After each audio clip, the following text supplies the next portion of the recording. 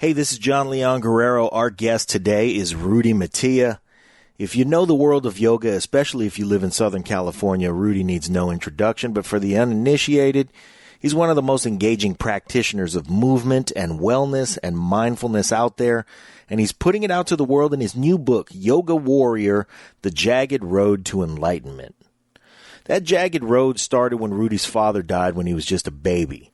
And his mother raised him on her own until she passed away when he was just 9 years old.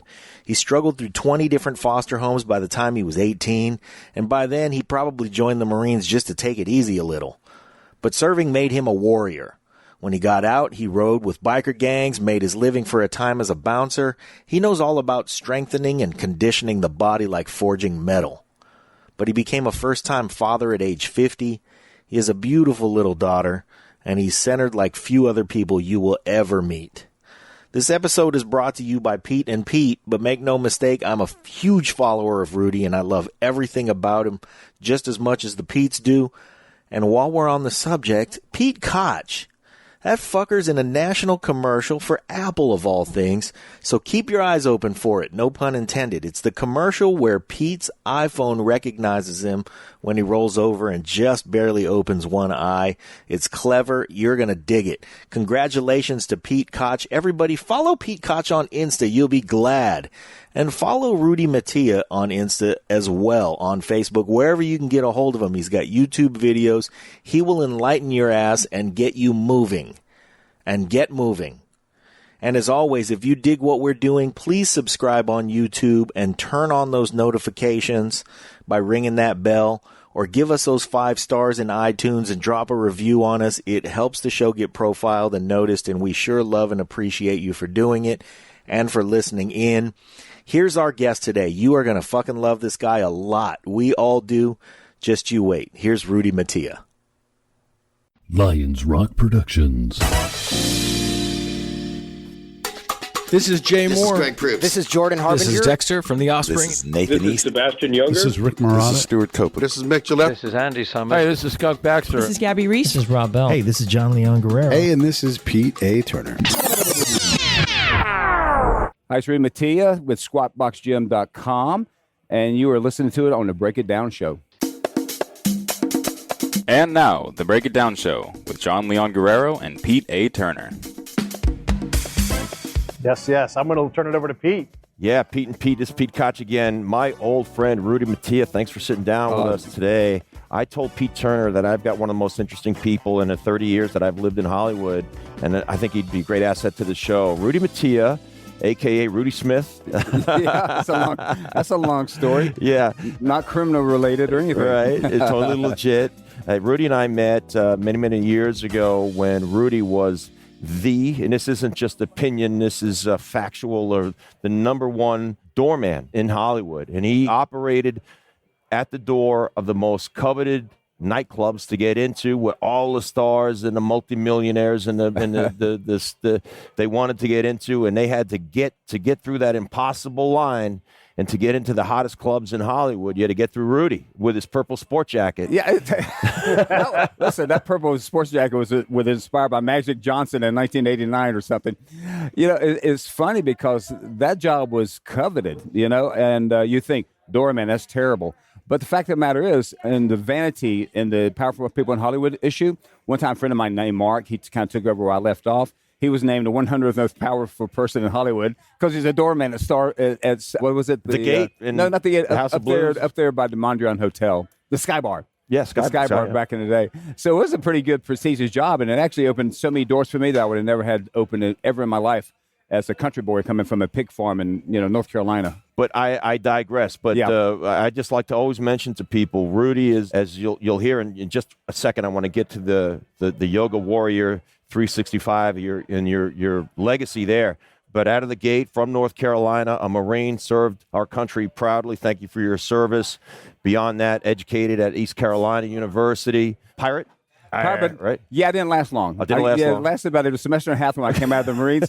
East Carolina University was 30 miles away from Cherry Point, North Carolina, where I was stationed. And I was 22, and we had a football team. We had an all-Marine football team, and I played linebacker.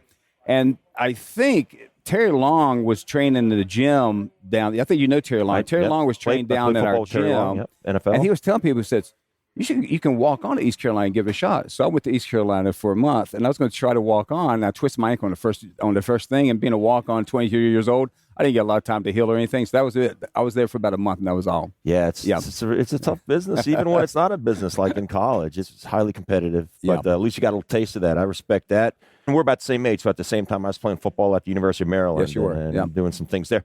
But not long after that, and you got the Hollywood, the doorman thing. But I want to, and then we'll work our way back. But I want to talk about the fact that Yoga Warrior 365 is a brand those people that are yoga aficionados are familiar with, and the Udaya company that facilitates these amazing products. And you're the man. You are the Yoga Warrior, and this is something to be very, very proud of. It's something that you've built up over the span of half a decade, I suppose.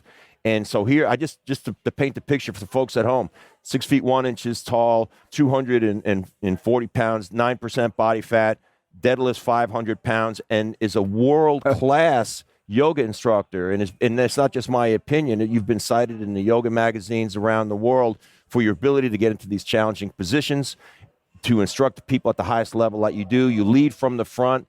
Very few people, I dare to say, you're the only man on the planet that can do both, that carry so much yoga skill and athleticism and mobility and flexibility, and couple that with a 500-pound deadlift, a 300-pound plus bench press, etc. How does that happen? Well, it doesn't have as much as it used to, and I'm actually better. I think, honestly, with transparency, I'm probably better at teaching it than I am doing it. I can do it, but, the stats you mentioned, 6 foot and 200, we're about 225 now. It's hard to get in some of what we consider yoga poses that are contortive. So I think what I've done that has helped me in Los Angeles, I was named best yoga teacher 4 different times. And Los Angeles is the mecca of yoga in the West, and the greatest teachers in the world live here. So I'll take that. I'll take those acknowledgments with a grain of salt, because there's some amazing teachers I look up to here in this town. But I think what happens is I took something that could be complex and unapproachable, and I didn't dumb it down, but I simplified it a little bit. I didn't see a reason to sit on my butt and put my foot behind my head, or do a one-hand handstand, although that looks pretty cool, and I like to be able to do it. But I thought it was more about loading the joints, maintaining our periphery range of motion. Our talents are taken away from us at the very edges, right? We used to be able to sprint. Now we're just walking, right? Yeah. So we start to lose those abilities at the edge. So if we just reach out to the edge and tap those ranges of motion efficiently, and as you mentioned earlier, something functionally, I think it helps. I think maybe not dumb it down, but maybe make it more accessible. Because I think I bring a lot of people to it who otherwise I'm not, the things you mentioned about being an athlete, men, because it's usually 70% women, maybe dudes will see that and go, that guy can do it, I can do it. So maybe that helps with the acknowledgement I've gotten in yoga. That's a great point. I think so. Yoga is that 70% women. And instruction works out about the same statistically. It's instructed by women more times than not. It is, and I think most of the hierarchy. I think it's very funny. I like to when I practice with women as women teachers, and then my class was maybe 80% women, right? So it's funny because women, it seems, like to practice with a man, and me as a man, I like to practice with a woman. I may be an outlier, but that's the way I like it. I remember a few years ago, I ran into you kind of randomly, and I said, shoot, Rudy, I hadn't seen you in so long. Where you been? And you told me that you had been in India. And I said, what brought you to India? And you said, I was learning. Yeah, I was learning the yoga thing. I mean, everyone was doing, when I first got in, I was wearing beads, and I was chanting, I was playing harmonium and doing Vedic chanting and all that stuff. Because I thought that's what yogis did. I mean, I let that go a little bit because I was more about the physicality of it. That's what appealed to me. So I went there thinking I need to learn that, but it's very funny. Yoga in America is so different from yoga in India. In India, they just sit and meditate, and that's their yoga. Here, if you're not doing a handstand, you're not any good at it. So it's funny, the discrepancy. Matter of fact, yoga came to America about 100 years ago because a sage said, if yoga is going to survive, because at the time it was dying in India as a practice, they said if it's going to survive in the West, and it's going to survive on the backs of the women. And sure enough, 100 years later, it's surviving on the back of women. No kidding. Now, if you come to the newest era, let's say in the last 30 years in America, all of a sudden Madonna started doing yoga. Remember back in the day? Yeah. So then everyone starts doing yoga, and then Robert Downey's doing yoga, and David Duchovny's doing yoga, and the list goes on and on and on now. So now it's peaked, and it's valleyed, and it's plateaued, and it'll go on. You know, so when I think about yoga, and I when I first came back from combat, I tried doing it because I wanted to get more suppleness in my joints. My joints are just beat up, Yeah. right? But I struggled a lot because it is, in my mind, a very feminine practice. And so it's taught by women a lot of times who don't identify with like a bulky male body in a lot of ways. Or I felt like for me, downward dog, impossible to do because my arms don't go straight and my triceps blow out, and I don't get any benefit from the position. And everybody will argue with me like, well, it's okay. And I'm like, no, but I'm just withstanding. Like my triceps are the only thing getting any kind of real work. Yeah, the triceps are burning up, and you're about to come out of the pose, but you don't feel like you got anything other than the triceps on fire. That's exactly my point. Yeah, I've been that too. I call it tricep domination, where they dominate the position. Yeah. Well, you're missing out on the whole philosophical underpinning of the yoga practice. For sure. Yeah. Right, where it's like unattached. Yeah. Action without expectation. I'll do this and do the best I can. But that's what happens with dudes, right? We're competitive and those type of things. Well, let me say this part too. Like, so again, I'd just come back from combat. So the teacher's like, I want you to, I paid for some private lessons. She's like, see that rose garden over there? I'm like, yeah, soft focus. And I'm like, I see every petal on that. And she's like, not laser. And I'm like, right, soft focus. And I didn't know how to pull do focus. That, Almost like everything's blurry. Yeah. Because if everything's sharp on the outside, nothing's sharp on the inside. Right. So you soften your gaze. You ever see the Buddha statue like this? Yeah. Never, right? They're always like this, right? Because they're looking inward. I'm doing it wrong. So that harshness this way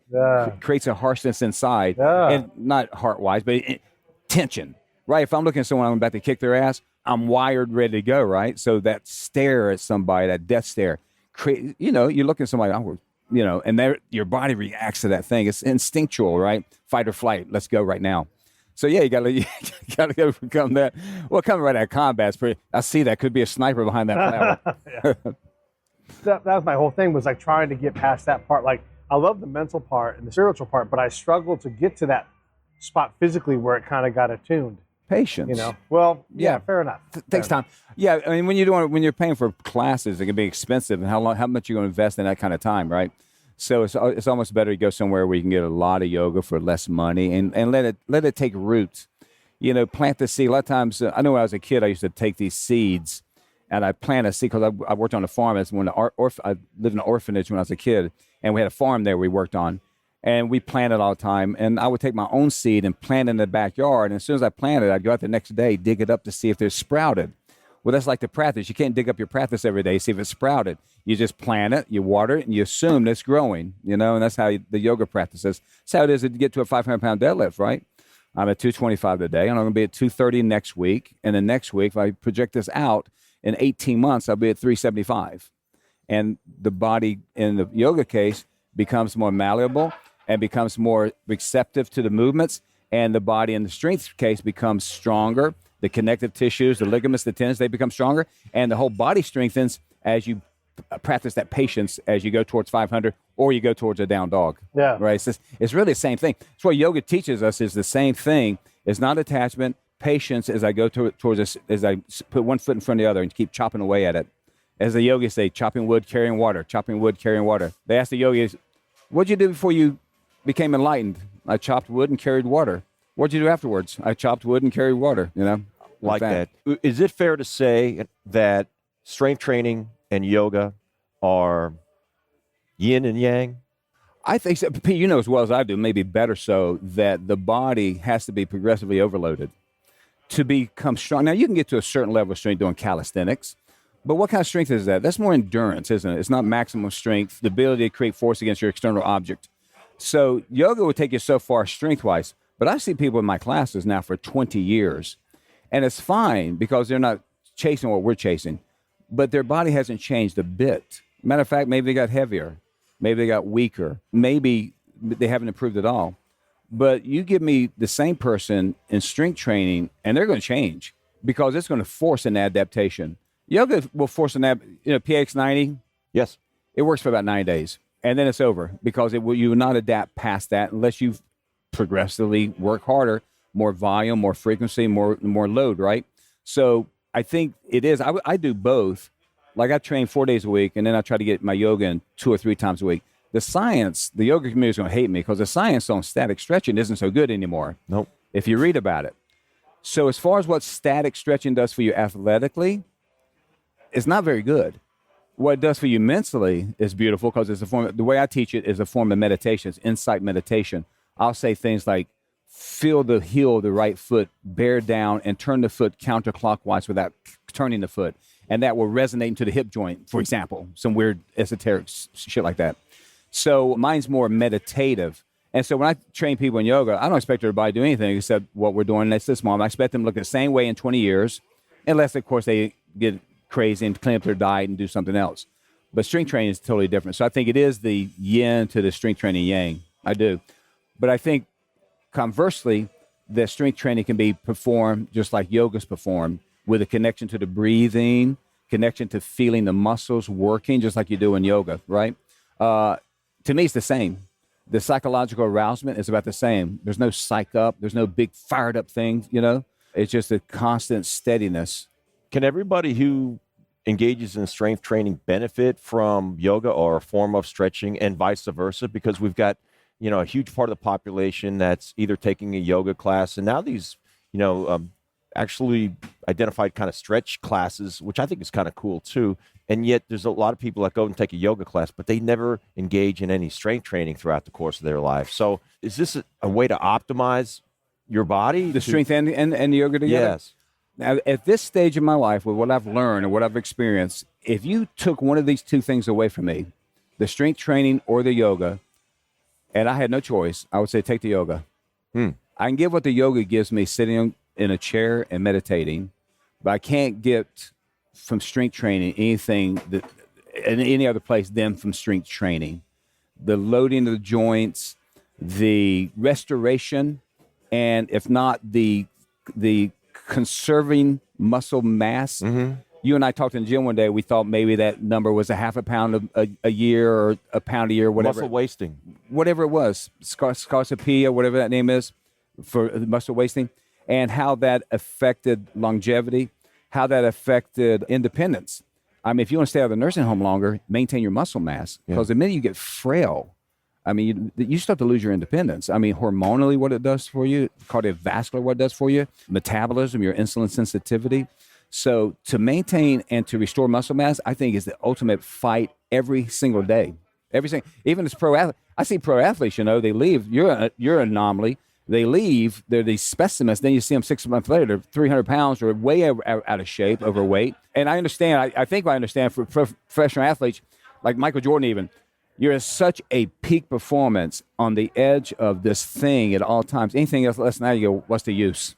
I would imagine, right? I would imagine. I think so. I think some guys do get discouraged by they no longer have this great challenge when they're training. So, and I went through a period that was about 3 or 4 years, that when my NFL days ended, before I really got a handle. It's probably 3, 4, 5 years before I really got a handle on how I was going to go about the training as a layperson for the rest of my life. Yeah. And then I kind of finally, it's still evolving all these years later. I mean, I've gone through different phases where I'm more bodybuilding centric versus more powerlifting centric, and then incorporating and CrossFit.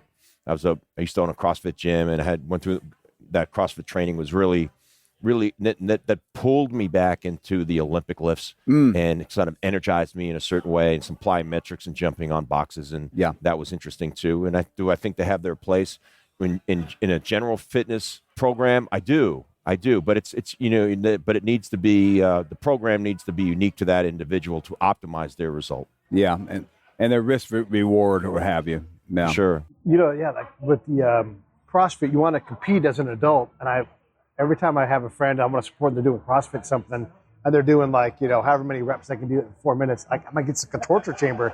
I can't stand to watch it because I see bent backs and bad form and just getting the weight off the ground. And I'm just like, oh, you're going to hurt. And I know that people get hurt doing that. I mean, the rate of injury in that, I just read a study.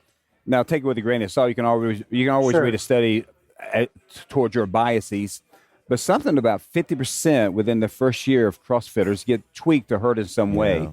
I love what CrossFit has done. It's created this boom in this industry that now I'm more interested in than I am in the yoga industry, to be honest with you, because I've just done yoga now for 20 years. I'm not bored with it, but I just want to grow into another aspect. And to answer your question earlier, Pete, I don't know if the stretching, now with the new science of stretching, I wouldn't include the stretching necessarily. Now, dynamic stretching, like I see you do sometimes, that kind of stuff, I get it. But the static stretching, I think teams now, I don't know if you did static stretching with the Raiders or the Chiefs, but teams now don't do a lot of static stretching for the game, I don't think. It's more of a dynamic thing. Can you give us kind of like it's like a 30-second primer on the difference between the two? Well, static stretching, Pete could probably give you a better dynamic stretching than I could. But static stretching is like going into a lunge position and holding it for like a minute. Right. And, like and a dynamic stretching, maybe jumping back and forth in that lunge position, right? Okay. Something like that, yeah. Yeah, dynamic stretching or kinetic stretching. Yeah.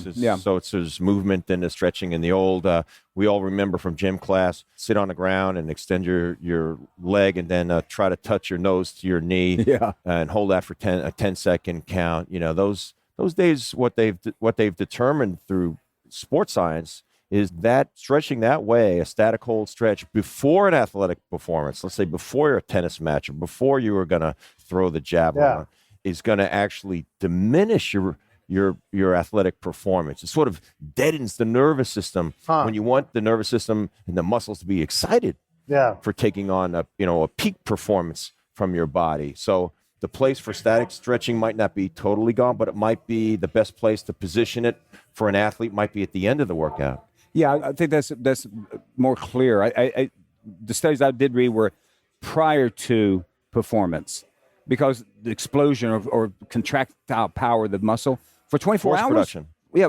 For 24 hours was somewhat limited. Not limited, but somewhat diminished or compromised. Sure. And if you're an athlete playing at the top of the game, then you don't want any diminishment. How does somebody go from being a Marine to a doorman to getting into yoga?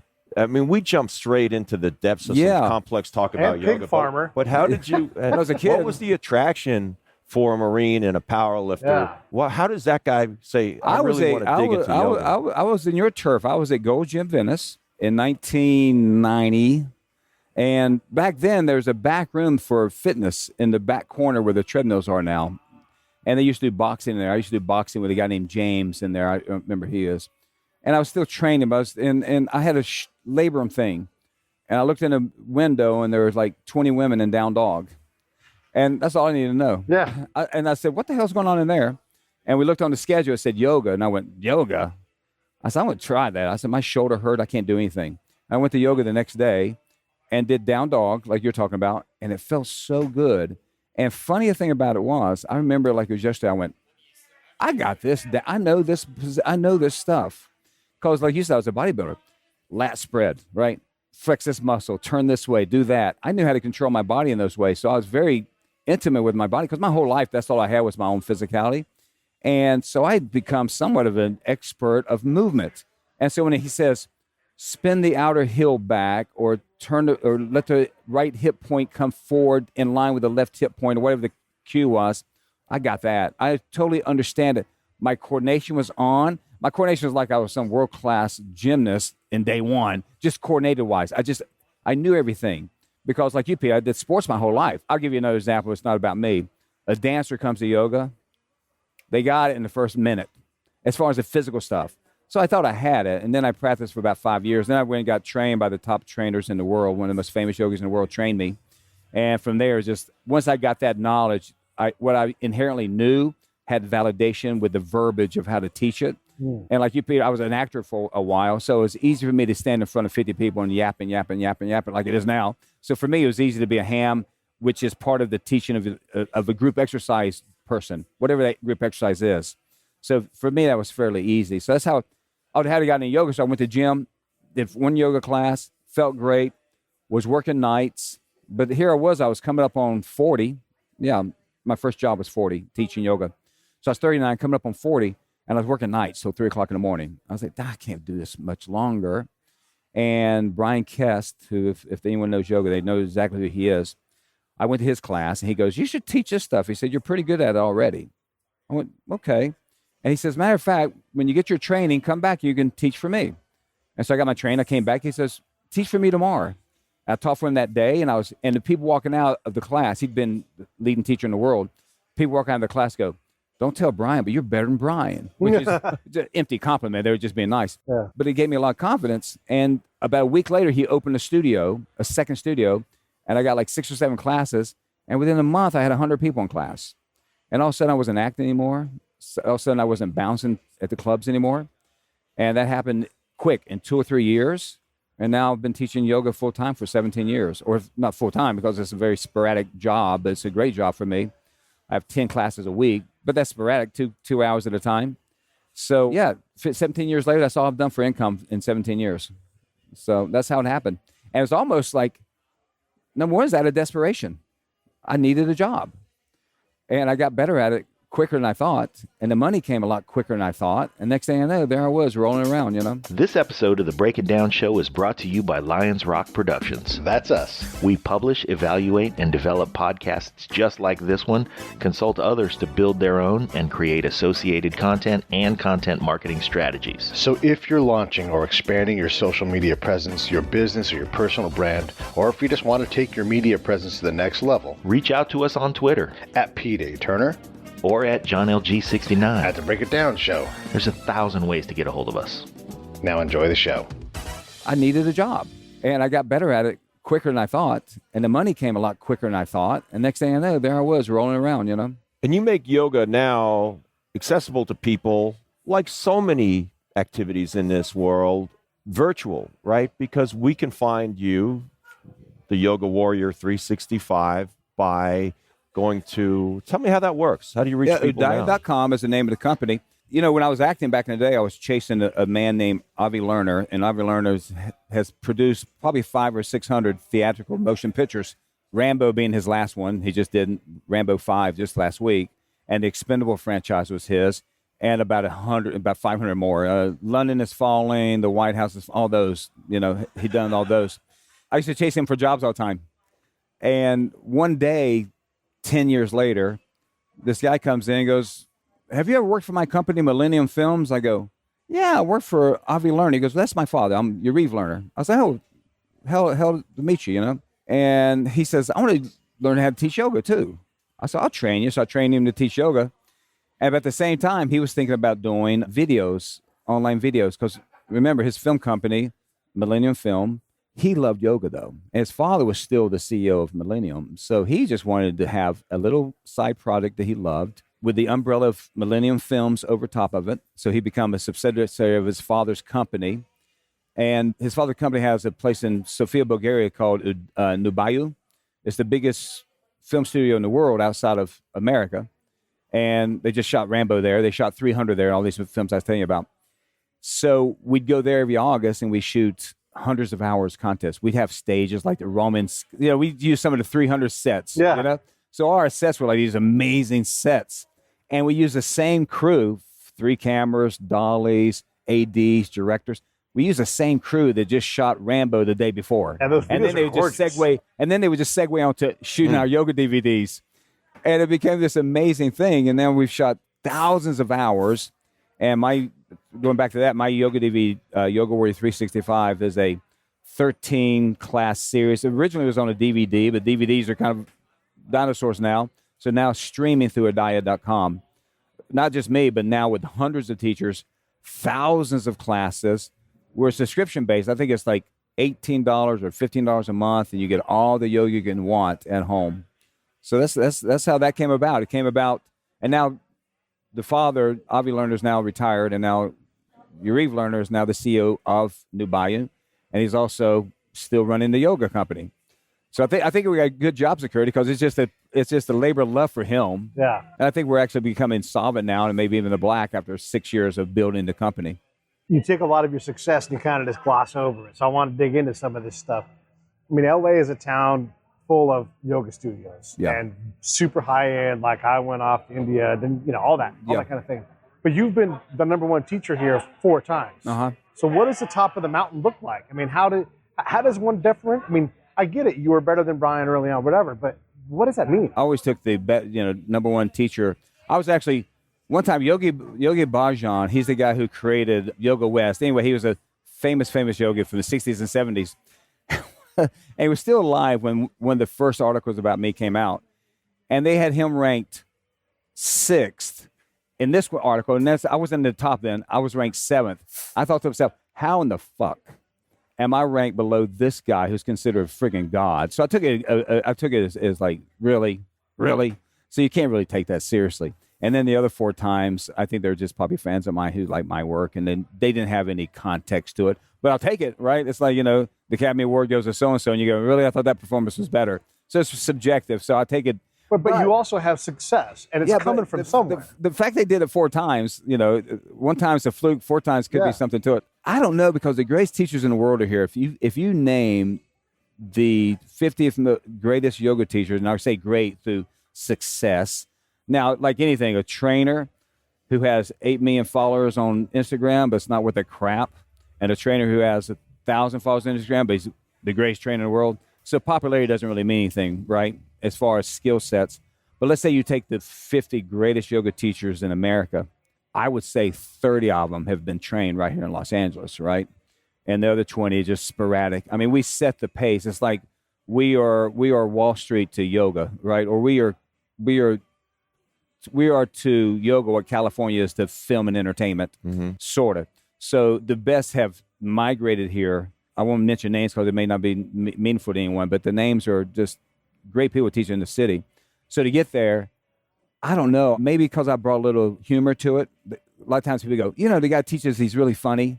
They'll say that a lot of times. He's really funny. Or they'll say the big buff guy, the big bald buff guy, which differentiates me from the dreadlock skinny guy, right? Yeah. So I think all those things together, maybe the only conservative / Republican yoga teacher in the history of the world. Right? Hilarious. See, you are funny. I remember one time, a famous yogi named Sean Korn, who I really love Sean. She's amazing. Someone passed on a conversation she had with someone, and they were talking about me. And she ends a group of people. She leans in, she goes, he's a Republican, right? Which in the yoga world would get you tarred and feathered and thrown out of the city. And actually, I'm registered independent, but I lean center right for sure. Conservatively on national defense and things like that. But I'm totally left on social things. So they kind of want to pigeonhole me, and I think that helped a little bit because a little bit of controversy is not bad either, right? Yeah.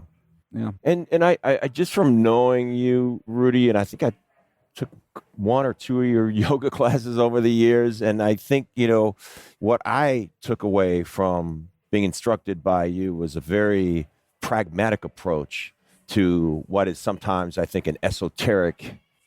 That may be a really good explanation for it, but without me, me seeing it for the forest for the trees. But I did really strip it down to just I tell people all the time, I said, we're not going to sit down in class very much today because a lot of times in yoga, you'll sit for 20 minutes, you'll sit and do poses for 20 minutes, and then you'll get up and do a couple things, then you lay down, and then you leave. As soon as we walk in, you're on your feet, and I keep you on your feet for about the whole class. Because That's my kind of yoga. I think life is an athletic event, and I want you on your feet. I can't even sit on the ground. Like, my body doesn't work like that. I can't sit comfortably on the ground either without like a pad or something on my I need butt a lot to of lift pads. me up. A lot of pads, a lot of bricks. Probably, to Pete's point, because I do make it pragmatic and more accessible. Because if you see, Pete, even your size, and even you've never done it before, you could come to my class, you go, theoretically, I can do every pose he taught. Now, I didn't do it good, but there was no real limitation to me other than me not quite knowing it. Maybe it didn't work because I had a knee injury, but if my knee didn't hurt, I could do this pose. So everything is accessible. There's nothing, and I've been even known to be, I've heard people say, yeah, he teaches kind of a beginner style. I go, well, if me sitting cross-legged, leaning forward, putting my hands on the floor, and pressing up into a handstand where my legs still crossed is advanced, yeah, I'm going to teach a beginner style because where in the fuck do you ever need that from in real life, right? Excuse my language. So to make it pragmatic and make it accessible, I think that's probably helped me as much. Why would you? Yeah, that move in particular, that's great, beautiful. I want to watch someone do it. But yeah, people can do it, and I'm always impressed because to me, it's impressive because I think that took a long time to master. Yeah. Somebody showed a lot of patience. And then I had a friend of mine who could do all those things, and he confessed to me, he goes, dude, my OCD about killed me. I did this for 8 hours a day till I could do it. Oh, wow. So he was obsessed with it. That's not yoga. Yeah. That's a attachment, man. That is you. That was your image that you're invested in. I am this guy that can do this thing. It's a lot of ego. Yeah. It's very funny. Someone came up to me the other day, and they go, I've taken yoga with you for 20 times. I've never seen you do a single yoga pose. Because a lot of teachers will demonstrate it. Okay, everyone sit down and watch how I do this. And then they'll do a handstand and come into a split. I don't know if I could do that. I may have them sit down and watch me do it too because it's kind of cool, right? But I can't do it. So they go, do you ever do yoga? I said, it's a mystery. Because I'm not very good at it. I mean, I can do it and it looks good when I do it because I move slowly and I'm precise. But I do what I do what I know I do well, and I won't do what I want. Well, I'll go a little bit further at, just the amount of muscle mass that you carry. You're like in a category of one. Yeah, I think so. As far as anyone, that's has any type of recognition, I'm sure there's some big blockhead out there somewhere teaching really good yoga, who's a bigger and stronger. Matter of fact, you ever that Ben Polowski guy? He's a bodybuilder. Yeah. Where there's an article on, where did I see it? I just saw it today on one of the YouTube channels by so-and-so. It says, bodybuilder, master yogi, Ben Polowski. I didn't know Ben did yoga. Now, he's a big old monster too, right? And you know who's doing yoga now all the time? Dorian Yates. He's addicted to yoga now. Interesting. He's posts pictures of him doing yoga all the time, Dorian Yates. Well, I saw him at Gold's Gym about 6 months ago. I thought he looked, all things considered, I thought he looked really good. Yeah, I think he loves yoga now. I think he found that sweet spot where he gave up all that incredible muscle mass, but he doesn't look thin either. He looks athletic. I thought he looked pretty good. Yeah, good for him. He's all over yoga now.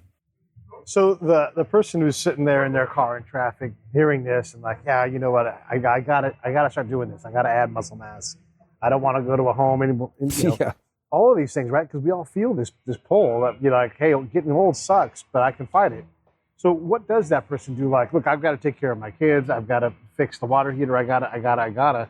I tell you, I think what they have to do, they have to be a little bit selfish. And by being selfish, they're being generous. Because by being selfish, I'm going to be with you longer. Yeah. I'm going to be less of a drain on you. Yeah. I'm going to be able to support you and provide for you. Being in a man, let's say, typical man's position. And I think with my child, I got an 8.5-year-old. She came when I was 50. And right when she came, I went to the hospital with a 99% blockage on my lower descending artery. Yeah. And I was deadlifting. I go, I've got the worst chest pain I've ever had.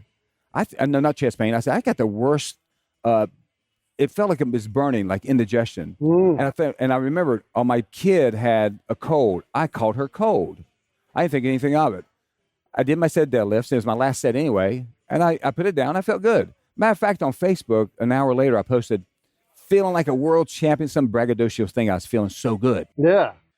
Well, the next day, I was with my girlfriend at the time, and my head started hurting so badly. I said, hang on a minute. And she got offended. You don't want to watch TV? I said, just let me lay here for a minute. And she went down, storming off in another room. I laid there for a minute, and I felt terrible. And then it went away. And the next morning, I had to get up and go to work. And I jumped up, and I went, oh, shit. And I went, call the ambulance. And I sat down. I went, and I had to work. I had 12 people who just paid me $3,000 to teach them yoga for 12 weekends as a teacher training. And I said, hang on a minute. No, I'm okay. I just anxiety for this teacher training. I got up and I worked for 12 hours. Got home. I was laying on the couch, and my kid's mom says, are you okay? You look awful bad. I go, yeah, I think so. And the VA is right up here. Yeah. Right? The VA is right there. It's right down and the I road. live right here. Yeah. She goes, why don't you just go to the VA real quick and have them look at you? I said, all right, I'll go over there. Thank God she was there, man. Yes, I go to VA, and he says, yeah, your blood pressure is 115/70, and everything looks good. He said, what's your family history? So I get my family. He said, your father died at 32, your mom died at 42. You know what? And I walked into the ER, and there's an Asian doctor who goes, Rudy, my yoga teacher. And I was like, oh, geez. So because he was there, he goes, I'm admitting you tonight. I said, really, I'm fine. He goes, listen, I want to go to yoga. It's a Saturday.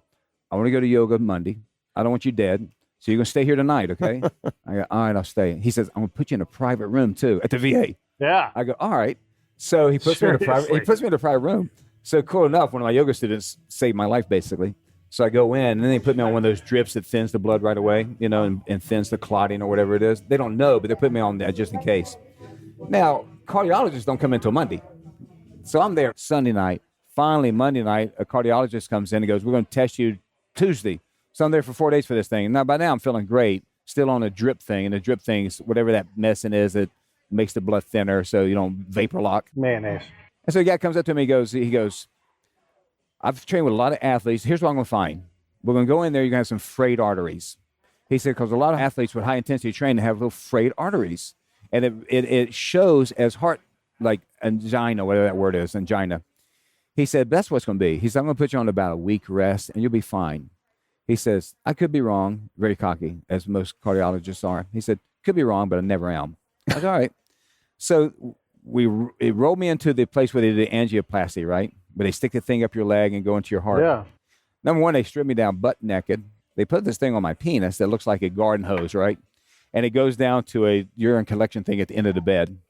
And I'm on the butt naked on this thing in lights that are this big that come down on you for surgery, right? They bring 4 nurses in, and I'm laying there with a penis this big because it's like traumatized. And the nurses go, by the way, it doesn't always look like this. Yeah. So they go, we're going to shave you now and all this stuff. And I'm laying there totally humiliated. They come in, they do that thing. They cut you in the femoral artery, and they run a thing up there. And remember what he said. We're going to find frayed arteries. You're going to be out of here, and don't worry about it. So he's looking, and they got a TV screen, twice as big as those 2 screens, giant 80-inch TV screen, and your heart's going, thum, thum, thum, thum, thum. That's your heart, right? Oh, going back to yoga for a moment. When I laid on that table before they started, my heart rate was like 110. I said, that's too high. I started breathing. I started doing my yoga breathing, and I looked up again, it was 90. I looked again, it was 70. I looked again, it was 55. 55. Now, I'm looking at the screen. The surgeon walks in, 55, 65, 80. So they put the thing in. They shoot the dye in the heart, right? He walks away, and two other doctors are talking. All this stuff. And then I look down there, the other end, because I'm laying on the gurney, I'm awake, because they just numb you. And I look down the other end, there's another team of doctors scrubbing up, doing all this. I think about, who the fuck are those guys? He comes back, the first doctor comes back and goes, I don't believe it. We got a problem. I go, what's the problem? He goes, you got a 99-cent block of the widowmaker artery. It's called the widowmaker because when that thing goes, you're dead before you hit the ground. I go, 99%. He goes, yeah. He says, now we have a second concern. Here's the big artery. We have a little capillary artery. It crosses. About as big as his pinky, and it's coming off of the tip of his pinky, and it's a smaller one. Yes. And he says, the block is between the 2 arteries. I said, what's that mean? He goes, I don't know if I can get to it. I said, through the angioplasty, because they run a cord up there and they do their thing. I said, what if you can't get to it? He says, there's another team of doctors going to crack you open. I go, fuck. I said, that's the last thing I want, right? Because I'm thinking, how long is that recovery, So he goes in, he comes back to me, he goes, I think I can get to it, but here's what's going to happen. When I take that block out, it's going to kill this little capillary. I go, it's a little capillary, what's that mean? He goes, well, you're going to have a heart attack in a minute. I go, what? He says, we're going to induce a heart attack to kill this capillary. I go, all right, so heart attack. I'm thinking the worst case, heart attack, right? I go, what's that mean to my long-term health? He goes, I don't know. He says, maybe 5% of your heart function will be damaged. I said, what does that mean to me walking down the street? He goes, you'll never notice it. I go, all right. He said, either that, we can crack you and do a bypass and not kill that part. I go, nah, fuck it, kill it. So, all right, he says, when I inject this, he said, when I open this, you'll feel it. He said, you ready? I go, well, I'm in a hospital. There's no better place to have Slow a heart down. attack. Yeah. No, I said, go for it. And so he says, here it goes. And as soon as he said, I felt something. It's like, the old saying, elephant sitting on your chest. He said, how you doing? I go, I'm pretty good. He goes, what's the pain? I go, about a 7. He goes, what about now? About an 8. What about now? About a 9. He said, that should cop off. He said, hang on there. Hang on. What's it now? About an 8, now 7, now 6, 5, 4, 3. What is it now? It's about 2. How do you feel? I said, I'm okay. He said, that's it. He said, you're clear. He said, no more blockage. And so they take you into the ICU, and they take your blood peed every 3 hours. And there's an enzyme that tells you how much damage your heart was. I said, what's the rate? He said, it can go from 1 to 100. And I think he says, and when it raises up, let's say it gets to 10 and it drops back down, 10 was where you ended up at. So they came in every 3 hours, took blood. He said, you maxed out at about 4. He said, so I predicted 5%. He said, you're at 4%. He said, and I've never noticed it since, I don't know how I got off on that tangent, but something about, anyway, so that was my heart thing, however I got off on that. Yeah. Wow. Oh, I know it was. What? About how to get the guy who doesn't have any time. Yeah. Well, when I came out of that, I said, man, Well, number one, I thought, I'm going to lose all my muscle mass. Because at first, the doctors say, well, you're just too heavy. You're 220 pounds, and you got too much muscle, and you can't lift anything over 20 pounds for the next 6 months, and deadlifting's out of the question for you, and never do squats again, and all this stuff they warn you about, right? And that's your job to tell you, don't do anything. And 2 weeks later, I was deadlifting again and squatting again. I was scared because for 6 months, I had this place between my shoulder blades that hurt. I was like, what the hell? I thought I pulled a trap or something, right? And it turned out right behind that spot was that lower descending artery, and that's exactly the injury was. So I had that place behind my heart forever. I tell my students all the time now in yoga, I said, listen, this practice is a diagnosis for you. If you guys will pay attention, it may save your life because you'll diagnose yourself. You go, I don't know what this thing is or this thing or this thing, and it can help you. So I started training again, and I would get that little pain behind my shoulder blade again. It scared the crap out of me. So for that 6, I wasn't very confident. And then all of a sudden that went away. I think I healed, and that went away, and it hasn't bothered me since. But the guy who can't make it to the gym, he just has to make the decision to be selfish for himself and go, yeah, it's hard. What Jocko say? Get up at 4:30, get up at 4 o'clock, go to bed sooner, that type thing. So it's really just choices to make. We were in Iraq, and we changed talks, jumped from here to there, a couple miles away, and everybody had to move all this shit. The military loves moving things. And there's this reservist officer, God bless, but he's there to do his job. But he's like, Sergeant Major, was the ops sergeant major. I need some help moving all my stuff. We're working all day, and we work till 3 a.m. And the sergeant major's like, move at 3:15. Then left. Just walked away. It's like, I tell you, for the stationary guy or the guy who just sits around a lot, I think people tell you, walk out of the house for 15 minutes. Yeah. Go that way like you're catching a bus. Go 10 minutes that way like you're catching a bus. And then when you get there, you got to come home. That's 20 minutes. Yeah. And then go 15 minutes that way. Next thing you know, you're walking an hour. Forget strength training. Forget yoga. Walk an hour a day. That's going to increase your longevity from a guy who's just not doing anything. And it's so simple. And there's no excuses, right? You walk out of your house. You walk up the street. You walk back down the street. Work up to an hour a day, every day, or 15 minutes walk 4 times a day or something like that. Just get to moving. I'm sure Pete is. I'm addicted to movement, Yeah. And I'm addicted to success stories. And every time I meet somebody that I haven't any chance at all to find out how they succeeded and as it relates to this, increasing their physical fitness or losing weight is a big topic, of course, in this country. And it wasn't long ago that I spoke to a man who's about my age in his 50s, and he lost about 100 pounds. And he probably had another 50, 70 pounds to go, admittedly. But he was in a real crisis in his mid-50s with his weight. And I said, how'd you do it? How'd you lose that 100 pounds? And he says he feels so much better. And he was going to lose the rest, and I'm sure that he will. But an important strategy for him was buying a dog or adopting a puppy. I don't know the course of events exactly, but he worked largely from home. He's a very successful business guy.